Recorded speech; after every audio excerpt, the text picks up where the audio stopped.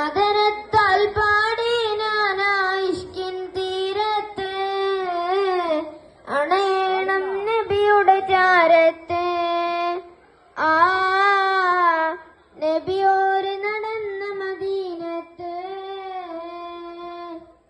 ഹൃദയത്തിൽ എഴുതിയ വരികൾ മെഹബൂബരമദീൻ മൊഴികൾ. അതരത്താൽ പാടി ഞാനായിഷ്കിൻ തീരത്ത് അണയണം നബിയുടെ ചാരത്ത്.